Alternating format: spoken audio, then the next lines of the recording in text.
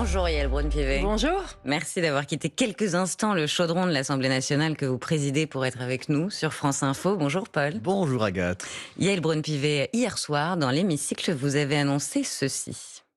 Votant 574, exprimé 481, majorité 241, pour 247, contre 234. L'Assemblée nationale a adopté. Cela s'est joué à 13 petites voix, ce vote du budget de la sécurité sociale. Que dites-vous ce matin et que dites-vous à Sébastien Lecornu? Chapeau l'artiste, il a réussi à dompter l'Assemblée. Déjà, je lui dis merci d'avoir fait confiance à cette assemblée. Moi, c'est une assemblée dans laquelle je crois depuis 3 ans. Depuis 3 ans, j'appelle les parlementaires au compromis. Je rappelle que l'Assemblée est issue du vote des Français et donc qu'elle ressemble à notre pays et qu'il faut la prendre en compte telle qu'elle existe et pas telle qu'on aimerait qu'elle soit. Et donc, le Premier ministre a écouté cela et a donné sa chance à l'Assemblée, donné sa chance au débat parlementaire. Je vous rappelle que sur ce texte de la sécurité sociale, nous avons eu 106 heures de débat. C'est le plus long débat sur un texte de la sécurité sociale depuis l'existence de notre République. C'est aussi votre victoire. Donner sa chance au dialogue, donner sa chance au compromis au Parlement, eh bien je m'en félicite, mais c'est une victoire collective, c'est une victoire pour l'Assemblée nationale.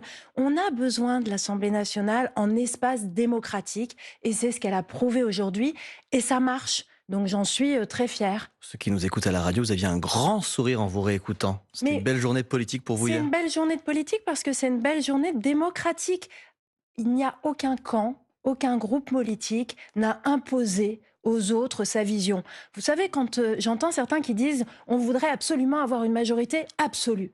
Moi, je l'ai vécu, la majorité absolue. La majorité absolue, c'est celle qui écrase. Sur un point, Agathe a dit 13 voix, mais c'est 6 voix, parce que la majorité était à 241, donc c'était quand même très juste. C'était très juste, mais je peux vous dire que dans la journée, parfois, quand on faisait nos décomptes, on était à 1 voix, 2 voix. Donc finalement, 13 voix, c'est juste, mais c'est assez large, c'est assez net. Ce qu'on observe quand on regarde le vote, c'est quand même que les partis extrêmes, que ce soit la France Insoumise ou le Rassemblement National, ne sont pas rentrés dans cette discussion. Eux, ils ont voté contre en bloc. Il n'y a pas une voix qui manque dans le vote contre. En revanche, tous les autres, des communistes aux républicains, tous sont rentrés dans le débat, dans la discussion et ont eu des votes partagés. Il y a eu des contre, des abstentions. C'est vrai ce que vous et dites. Des pour. Et ça, c'est intéressant, je trouve, sur le plan parlementaire. Effectivement, c'était très partagé et on peut dire que c'est une victoire pour vous, mais à quel prix? Pour l'Assemblée nationale, pas pour nous. Pour l'Assemblée nationale, ça veut dire pour nous collectivement. On vous entend, Yael Braun-Pivet, une victoire, mais à quel prix? Si on écoute Boris Vallaud, c'est une histoire une victoire qui coûte cher. Suppression de 2 jours fériés, il n'en est plus question. Réforme de l'assurance chômage, il n'en est plus question. Gel des minima sociaux, il n'en est plus question. Gel des pensions, il n'en est plus question. Doublement des franchises médicales, il n'en est plus question. Augmentation des cotisations sur les apprentis, il n'en est plus question. Vous avez renoncé à tout, Yael Braun-Pivet. C'est une négociation ou un abandon, ce dont on parle? Nous n'avons pas renoncé à tout. Nous sommes rentrés dans la voie du compromis. Et donc, chacun a dû faire des efforts. Le compromis, c'est ça. On fait des pas les uns vers les autres. Et il y a eu des pas les uns vers les autres. Il y a eu aussi des grands moments où nous étions d'accord tous ensemble. Quand on prend, et c'est des conquêtes, quand on prend l'augmentation du congé de naissance, eh bien, c'est une mesure qui a recueilli un très large assentiment au sein de l'hémicycle. Et c'est un nouveau droit pour les jeunes parents. Effectivement, une ou deux mesures sur lesquelles, c'est vrai, vous dites juste tout le monde s'est mis d'accord, mais c'est pas franchement un compromis dans le sens où on l'entend chez nos voisins européens, une co-construction. C'est pas un peu un camp, et notamment le Parti socialiste, qui a imposé ses vues sur un autre, vous qui avez dû renoncer à quasiment toutes vos mesures? Alors non, je ne crois pas. En revanche, là où vous avez raison, c'est que, et c'est ce que j'ai exprimé il y a quelques semaines de cela, nos procédures, notre façon de travailler ne sont pas adaptées pour créer une vraie co-construction et un vrai travail de fond. Vous l'avez vu, beaucoup de choses se sont passées dans l'hémicycle, il y a eu des suspensions de séances, etc., des amendements de compromis, tout se fait un peu au dernier moment. Moi, j'espère qu'on va pouvoir maintenant se mettre autour de la table, c'est ce que j'ai demandé. Vous voulez changer les règles, pour changer les règles budgétaires, pour que nous puissions avoir des règles de discussion qui correspondent à ce temps politique où nous devons avoir un compromis à l'Assemblée nationale. Et moi, j'ai noté avec beaucoup de satisfaction que tous les groupes politiques politiques étaient d'accord pour rentrer dans cette discussion. J'ai missionné les présidents des commissions des finances et des affaires sociales pour ce faire. Il faudra discuter avec le Sénat. Mais voyez, il ne faut pas être immobile, il faut avancer. Moi, je crois vraiment, mais c'est une conviction profonde, après peut-être que je me trompe complètement, mais qu'une assemblée qui discute, qui parlemente et qui arrive à ce résultat, eh bien c'est une meilleure assemblée qu'une assemblée avec une majorité absolue qui écrase tout et qui impose ses vues à l'ensemble des autres groupes parlementaires. Mais à quel coût, Madame la Présidente de l'Assemblée? Votre copie initiale était à 17,5 milliards. La ministre de la Santé a annoncé hier sur France Info qu'on serait plutôt à 19,6 milliards, voire quasiment 20 milliards si on les calcule. Ça coûte quand même plus de 2 milliards. Oui, mais regardez les chiffres qui sont avancés si nous n'avions pas eu du tout de budget de la sécurité sociale, on était à près de 30 milliards. Donc le coût, c'est déjà un texte, c'est mieux que de ne pas avoir de texte. C'est une lapalissade, mais c'est important de le rappeler. C'est mieux, nous, mais on avons réussi à avoir un texte qui va nous permettre d'avoir un budget de la sécurité sociale et de rassurer tous les acteurs, nos hôpitaux, nos infirmières, nos médecins. Le chiffre final, c'est combien? Alors on est à peu près 20 milliards, plus on a 4 milliards de contributions de l'État. Donc 24. Donc on est autour de plus de 20 milliards, en tout cas à coup sûr. Mais à nouveau, le premier budget, nous n'avions pas de majorité pour le voter.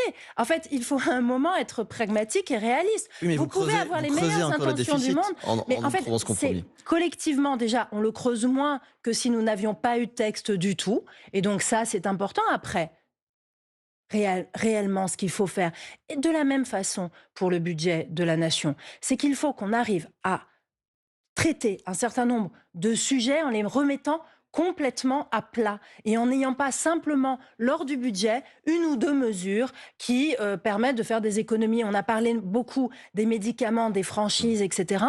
Peut-être que nous pouvons maintenant nous poser de façon très sereine avec l'ensemble des acteurs pour travailler sur la question du coût du médicament dans notre pays et de comment on construit cela. Ça, c'est des choses qu'on peut faire sur le moyen terme. Et je pense que c'est là-dessus qu'il faut qu'on travaille maintenant, de même sur le budget de la nation. On a beaucoup parlé de la fiscalité du logement dans l'hémicycle. Eh bien, travaillons à plat, sereinement, sur une durée de quelques mois avec l'ensemble des acteurs sur ces questions-là. Si on peut parler quelques mois, ça va être long. Travailler différemment que nous le faisons aujourd'hui en concentrant tout sur quelques semaines de débats budgétaires qui, vous le voyez, sont parfois très électriques. Yael Braun-Pivet, vu que vous parliez du fond, il y a une mesure qui ne passe pas trop, c'est le fait de repousser de 14 à 18 ans l'âge à partir duquel intervient la majoration des allocations familiales pour le deuxième enfant. Pour certains, ce sera une perte de 20 euros mensuels, pour d'autres de 80 euros mensuels. Ça, vous l'assumez sans aucun état d'âme? Mais là aussi, par exemple, ça les allocations familiales doivent s'inscrire dans une politique familiale. Et là aussi, on voit bien que sur ce sujet, on a pris des petites mesures au fur et à mesure du temps. On a une politique familiale qui est assez hétérogène, assez hétéroclite. Personne n'y comprend plus grand-chose et elle n'est pas forcément très efficace. Et donc là aussi, il faudrait remettre les choses à plat pour savoir quelle politique familiale on veut avoir dans notre pays. En tout cas, et donc ça, c'est des dossiers qu'on peut ouvrir de façon transpartisane avec l'ensemble des groupes politiques. J'ai une mission à l'Assemblée nationale qui travaille sur les questions de démographie et de la natalité, parce que la politique familiale, c'est aussi ça. Et comme vous le savez, on a des problèmes de natalité considérables dans notre pays. Ce que cela montre aussi, c'est que ce budget, il a divisé au sein même de ce qu'on appelait le socle commun, Horizon, LR, le MoDem, Renaissance. Il a explosé, ce socle commun? En tout cas, on a vu qu'on était très divisé sur la stratégie, divisé sur les mesures. Donc non, il n'a pas explosé. Il a montré hier qu'il existait encore. Philippe, il vous a manqué en disant que ces troupes s'abstiendraient après avoir laissé planer la menace d'un vote contre? Mais j'ai trouvé ça dommage parce que nous avons besoin de faire les meilleurs efforts pour parvenir à un compromis. Et cette expression d'Édouard Philippe est intervenue avant même que les débats n'aient lieu à l'Assemblée nationale en nouvelle lecture. Et c'est ça, moi, que je trouve dommage. C'est qu'il faut donner sa chance au débat. Moi, j'ai présidé quasiment toute la semaine et j'ai vu des parlementaires essayer d'avancer ensemble. Et donc, il ne faut pas avoir... Il est regrettable d'avoir une position de vote qu'on définit à l'avance, mais je vois que cette position de vote, finalement, a évolué Oui. et que, du contre, on est passé à une abstention, ce qui montre quand même qu'il a tenu compte des débats parlementaires voit- et de la situation politique aussi. Il faut il peut savoir toujours s'adapter. prétendre, Édouard Philippe, à être le candidat du centre et de la droite à la présidentielle. Sébastien Lecornu, qui n'a pas apprécié sa sortie, a dit qu'il aura du mal à expliquer qu'il puisse être ce candidat. Après Écoutez, moi, avoir je dit ne me cela. place pas dans ces hypothèses pour 2027. On est aujourd'hui en 2025. Moi, je suis consacrée sur une chose, faire en sorte que nous ayons un budget pour la France. Après, ce qui est sûr, c'est que le candidat de 2027 devra être capable de rassembler largement et devra être capable de faire des compromis. Ça ne sera pas une vision qui s'imposera en 2027, ça sera Et un c'est pas ce qu'a rassemblement. démontré Édouard Et Philippe dans donc, cette il faut séquence. évidemment être capable de prendre la tête de ce rassemblement. À votre place, hier, Marie-Lise Léon de la CFDT reprenait une expression de Jean Castex, je la cite, pour elle, tout ce débat est une espèce de foire à la saucisse où elle ne sait pas qui arrive à s'y repérer. Le ministre du Travail confiait aussi sur notre antenne qu'il lui tardait que ça se termine. Franchement, vous-même, comment vous vivez cette crise politique sans fin depuis la dissolution? Moi, je ne le vis pas comme une crise politique, je le vis comme une Vous l'avez bien vu, opportunité. encore hier, vous êtes passé à Mais 6 oui. mois près. Mais je le vis, excusez-moi, je le vis comme une opportunité pour notre pays, notre démocratie, de vivre une nouvelle culture politique qui est faite de compromis, de pas les uns vers les autres, et là, d'une majorité qui n'écrase pas une partie de l'Assemblée nationale et donc des Français. Eh bien, je suis désolée, moi, c'est ça ma conception de la vie politique. Il y a pas de Une vie lassitude. politique, non, il y a jamais de lassitude. Moi, je suis une combattante, je crois en cette Assemblée, et je vous dis, moi, souvent, les Français me disent « Mais comment vous faites ?» Eh bien, quand je monte au perchoir, je regarde les parlementaires, je vois la France. Je vois la France dans toute son acception, dans toute sa diversité. Les parlementaires, ils viennent de la France entière, de nos outre-mer, de tous nos territoires. Ils représentent tout le pluralisme politique. Et moi, mon C'est pas job, toujours ce que renvoient c'est de les faire en débats à sorte- l'Assemblée. Et Yael moi, mon Braun-Pivet. job, c'est de faire en sorte que ces parlementaires réussissent à avancer dans l'intérêt des Français. C'est à ça que je bosse matin, midi et soir. Je ne suis pas lassée, je ne serai jamais lassée. Et on voit parce que vous- que c'est ça le respect du suffrage universel, du vote des Français. On voit que vous aimez Mais oui. vos députés, vous en parlez presque comme de vos enfants. Seulement, force est de reconnaître que c'est pas toujours Non, c'est l'image pas toujours parfaite rose, que bien renvoient sûr. les débats à l'Assemblée. Bien sûr. Est-ce que vous croyez Mais en même temps, excusez-moi, Agathe Lambray, lundi soir, les députés, ils ont voté à l'unanimité. Il n'a pas manqué une voix sur un texte important sur le statut de l'élu. On est à 3 mois des élections municipales. Ça va permettre aux élus de mieux s'engager. On crée un statut de l'élu étudiant pour que notre jeunesse Et ça, ils accepte l'ont de prendre voté. des mandats. Et À le vote du l'unanimité. budget de l'État, Yael Braun-Pivet, À rapidement. l'unanimité. Vous croyez au miracle sur le budget de l'État ou C'est- vous dites on passera par une loi Et spéciale? vous savez, moi, je ne crois pas au miracle. Je crois au travail, je crois à l'effort, je crois au compromis, je crois au dialogue. C'est en ça que je crois, pas au miracle. Vous croyez que le vote hier, c'est un miracle? Non, c'est le résultat d'un travail Mais donc vous y collectif croyez? et de la responsabilité des uns et des autres qui ont décidé de faire confiance à l'Assemblée nationale. La- J'y crois et j'y croirai toujours jusqu'au dernier moment. Dans un instant, Yael Braun-Pivet, on va parler notamment du narcotrafic. Vous avez rencontré hier la famille d'Amine Kessassi, mais tout de suite, il est 8h47 et c'est l'info en 1 minute avec Maureen Sugnard. On est prêt, promet sur France Info le directeur général de la Caisse nationale d'assurance vieillesse. Les députés ont voté de justesse le budget de la sécurité sociale hier, le projet de loi qui comprend la suspension de la réforme des retraites. 70 000 Français vont pouvoir arrêter de travailler plus tôt que prévu. Les agriculteurs se mobilisent de nouveau ce matin, des rassemblements organisés dans l'Aude, dans les Deux-Sèvres, dans le Doubs ou encore en Haute-Marne. Ils s'opposent à la vaccination préventive du cheptel français contre la dermatose nodulaire. Un nouveau foyer a été détecté hier en Ariège. Alors que la Thaïlande et le Cambodge sont en désaccord sur le tracé d'une partie de leurs frontières et que des combats ont de nouveau éclaté, les civils fuient en masse. Plus d'1 demi-million de personnes ont évacué ces régions frontalières ces derniers jours. Et puis 35 € au lieu de 32 à partir du 14 janvier prochain. Les visiteurs extra-européens devront payer plus cher leur ticket d'entrée au château de Versailles. Cette tarification différenciée voulue par le ministère de la Culture a déjà été actée au musée du Louvre à Paris. France Info. Le 8-30 France Info. Agathe Lambray, Paul Larouturou.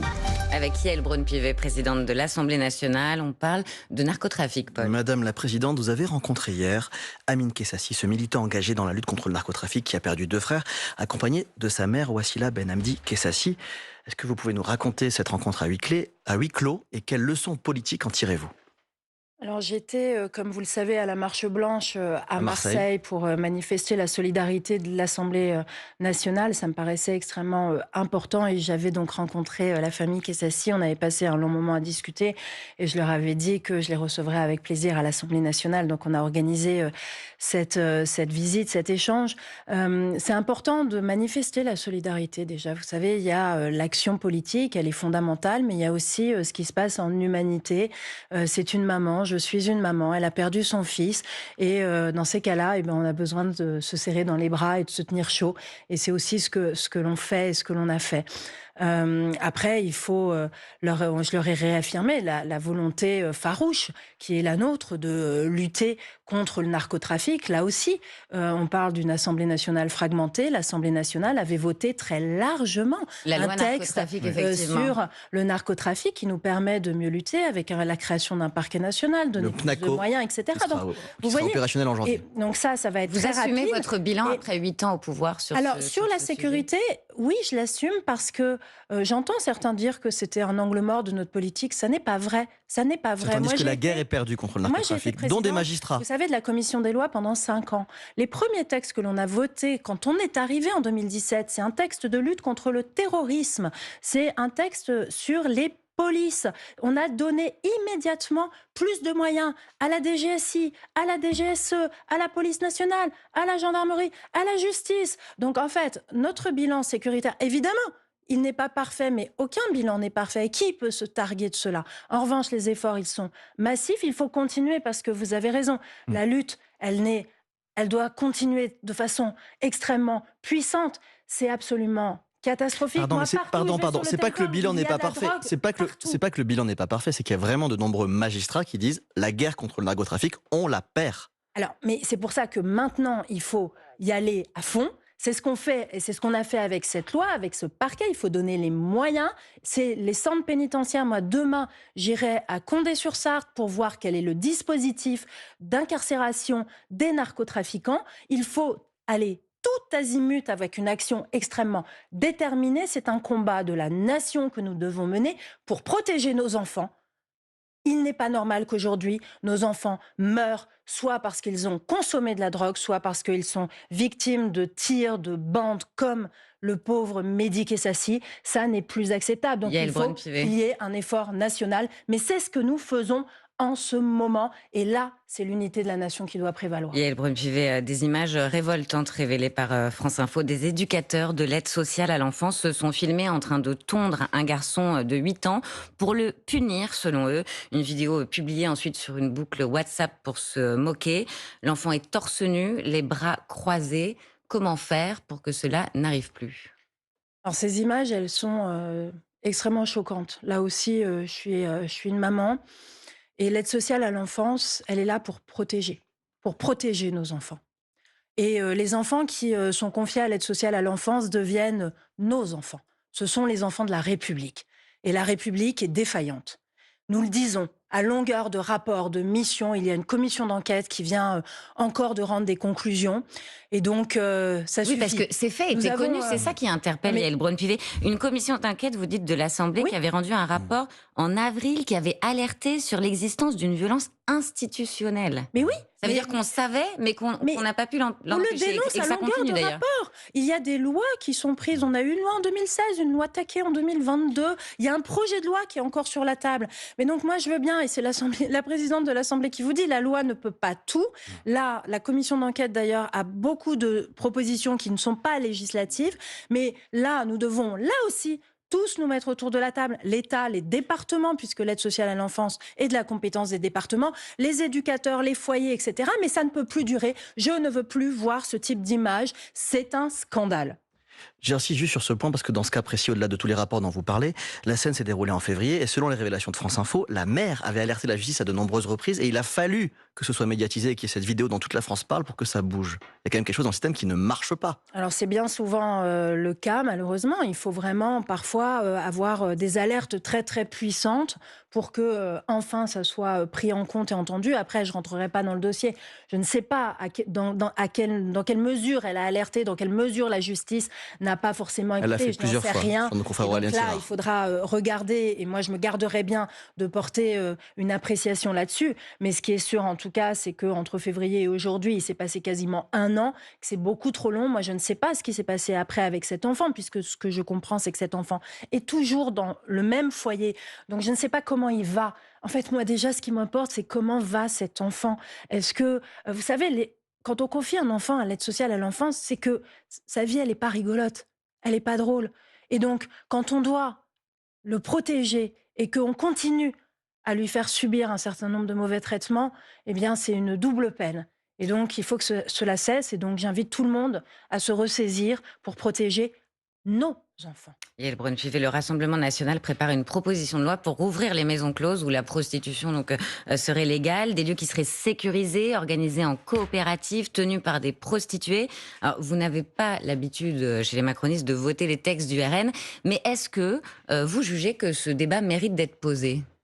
Alors, c'est pas une question de texte. De toute façon, là, il y a pas de texte. C'est un travail, Pas je encore, crois, qui mais il y en commence. aura un. C'est un sujet qui revient souvent et on va célébrer bientôt un anniversaire sur la loi sur la prostitution. Nous, on a un modèle qui est plutôt de ne pas légaliser. En tout cas, on poursuit les proxénètes, on poursuit Les clients. les clients.